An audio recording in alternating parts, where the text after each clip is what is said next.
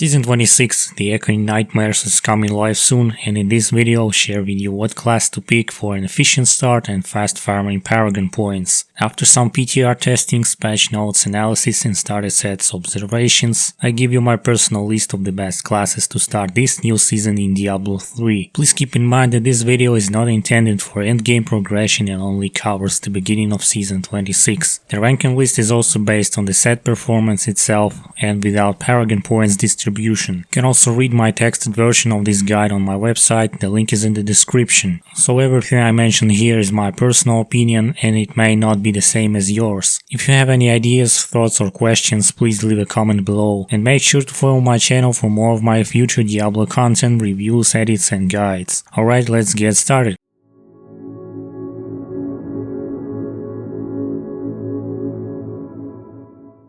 Hello ladies and gentlemen, Firzj here, welcome to my starter sets guide for the Season 26. To my set is this Echoing Nightmares theme is not bringing any new game changer features like ethereals, 4th cube slot or soul shards for the existing sets. Instead, this Echoing Nightmare provides a new seasonal activity that strongly reminds me of Trials back when the first Great Rift system was introduced, and honestly it was quite painful. And now in Season 26, Blizzard is returning to the roots by adding a few extra flavors to this Trials activity that were discussed by many other YouTubers before. So basically this means that the current season has nothing to do with the recent stuff going on, and all of the starter sets from the Haedrig's gift remain mostly untouched, except for one starter set that was changed recently, Raker, but I will discuss this set later in this video. So now for the list.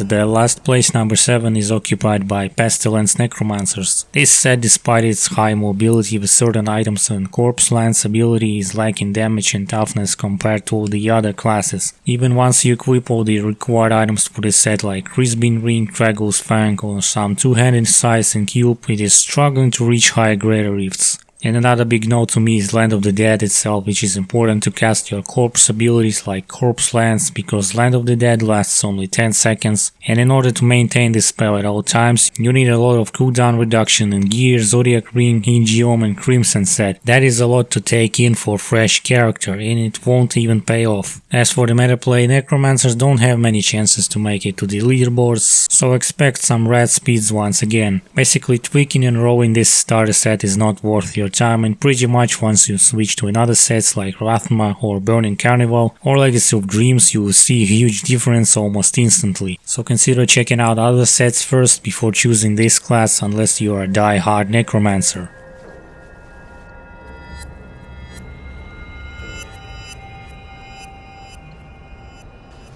Moving next, place number 6 is the Seer starter set for Wizard. This is unfortunately another clunky set that is probably not worth your time unless you want to try something different or just enjoy playing solo as a caster. The Seer set is by far the worst set among the other Wizard set in the matter of mobility, output damage and toughness. Despite the buffs and insane damage dealt inside the slow time bubble, it takes much time to spread this bubble all over the place to later kill the enemies. Of course there are some workarounds to gather enemies in one place with Energy Twister, Black Hole and Ranslor's Folly Bracers, but personally it is not my favorite playstyle. Many gear and stats prerequisites must be done before actually doing the damage. As a result, it drastically reduces your efficiency in comparison to other sets like Taurasha or even Firebird. Plus, for the last 2 seasons, Wizards have no place in group play, at least for now. This class is an outcast right now, and all Wizards set right now have no specific role in meta play. So if you want to choose this class for some reason, I'd recommend you to switch the Seer later to something like Vir, Firebird or Taurasha, as they have much more output damage and mobility than this starter set.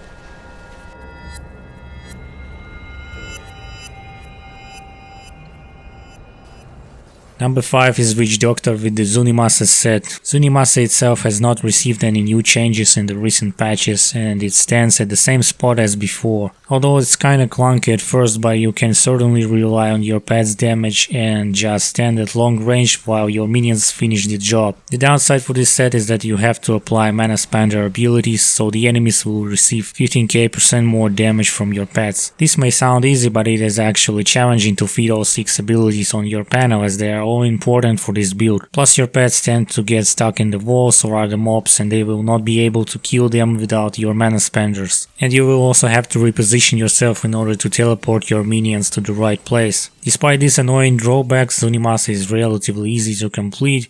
All you need is Dagger of Darts and 2 helms, Carnival and Mask of Jerem. The other benefit of this set is that it consists of 7 pieces instead of 6 like other starter sets. As for the mobility in general, it is quite fast, but the mana spender requirements may significantly slow you down and pets AI can be annoying at times. Overall it's quite average. You will need to apply mana spenders each time you want to deal damage to certain enemies, and it can be really hard to survive a hit from specific elites and bosses. If your goal is to play Greater Rifts, consider switching it to Arakir, because right now Arakir set has high chances to be in the meta as a trash killer, but if you want to just play solo and farm Rifts fast, then I recommend you to try out Mandonago set.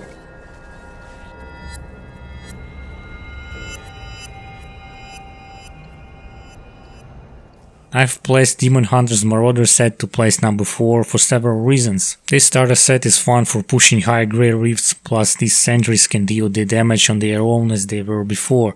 Marauder is by far the best Demon Hunter set for solo pushers and probably meta play as a trash killer in the mid and late season. But I cannot recommend this set for beginners because this set is not obviously designed for early game farming Nephalem rifts or bounties. It lacks mobility skills, it lacks discipline resource, the abilities cost much hatred. Plus you have to play sentries every time you move to the new spot and it can be really annoying for fast farming keys where you have to move constantly until the boss spawns. But yes, Marauder can totally annihilate bosses and elites early on with just their cluster arrows or multi-shot sentries thanks to the Young's Bow or Manticore crossbow. Some other extra important items include Bombardier's Quiver or Dead Man's Legacy. Once you have all these items you should be fine to go higher. So in the long term, during mid and late season, Marauder can easily benefit for farming high tier Greater Rifts and echoing nightmares thanks to the sentries and mass area damage abilities. Crafting Captain Crimson's set, finding focus and restraint rings or endless walk will also increase your damage even further. Pretty much after some point you can later switch this set to the Gears of Dreadlands and begin your farming adventure properly, or even make support 0 Demon Hunter with the pieces you have already found.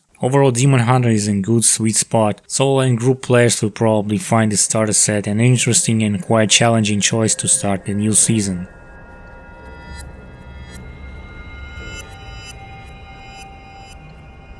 Place number 3 is Raker Barbarian. There is definitely an improvement to this set, specifically a reworked Ancient Spear legendary item that can certainly boost your output damage and provide some distance to the targets. Although it is relatively hard to complete this set early on because to deal an insane amount of damage with the Ancient Spear you need 3 essentials here: 300th Spear, Ariad's Law and Salvation Bracers. This will certainly take some time to find these, but it is definitely worth it. The build itself might be really complex and annoying at times, as Ancient Spear, specifically Boulder Toss, may not hit enemies properly and miss, plus it requires plenty of area damage to destroy the enemies next to each other. There is certainly another build variation for Raker that utilizes Hammer of the Ancients or Seismic Slam, but right now Ancient Spear is possibly the best option we have. Raker is also super mobile because Furious Charge is refreshed every time you hit an enemy. Obviously Raker is not the best farming build to play, as there is another best lazy build alternative as Whirlwind Wrath of the Waste Barb.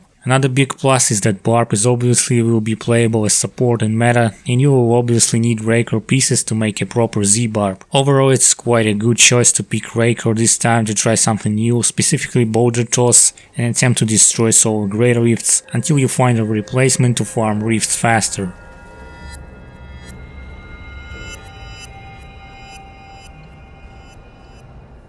Place number 2 is Crusader with the Akan set. This is quite a strong set that consists of 7 pieces and can be played differently depending on your playstyle. There are many different choices for Akan builds that can also utilize recently nerfed but still viable Norval's set for bombardment, or played as Blessed Shield aka Captain America. Despite the low chances to be part of the current meta, Crusaders specifically in Akan set can make their way to medium and high solo Greater Rifts without changing much. As for farming, Akan is in the middle spot. It is easy to complete the build and easy to play, just roll cooldown and you are good to go. Even the Thorns build can be used to farm Rifts easily easily just by riding the horse and applying bombardment from time to time. The only downside I see here is the Accurate's champion, which lasts only 20 seconds. So to make this set work properly, you will need to maximize your cooldown reduction in every possible piece, because if your Accurate champion is down, you will deal a pathetic amount of damage and die almost instantly.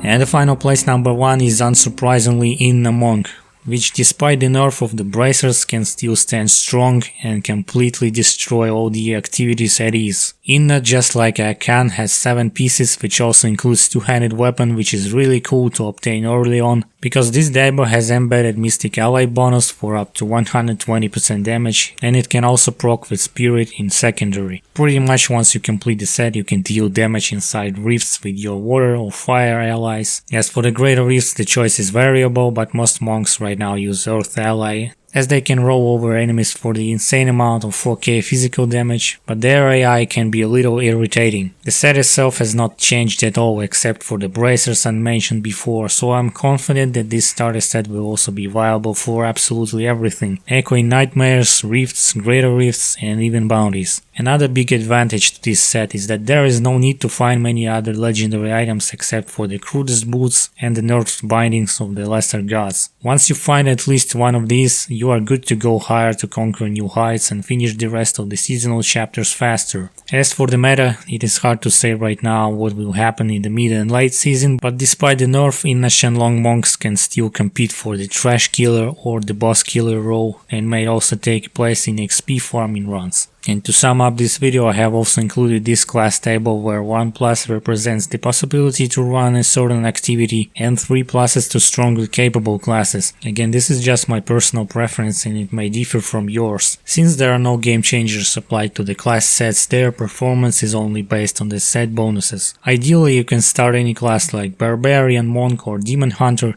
that has a certain role in meta play to farm Paragon points fast and get new records in the leaderboards. But if you are going to play solo or casually with your friends, then the choice is purely yours. Pretty much any class nowadays can reach level 75 solo to beat this conquest and finish Nephalem Rifts in 2 minutes by just playing the game. Finishing all seasonal chapters for additional rewards shouldn't be a problem too. Well, that is all I wanted to share with you. What do you think about these changes? What class are you going to play in the next season 26? Share your opinions in the comments. I hope you liked this video and the information was useful. Please consider subscribing to support my content. On this channel you will find many different showcase videos from PTR for Diablo 3 as well as Diablo 2, video guides and reviews. And also don't forget to check out my reading guide on my website below. Thank you for watching and listening, stay tuned for more videos, have a nice day, stay safe, and I see you guys in the next season 26.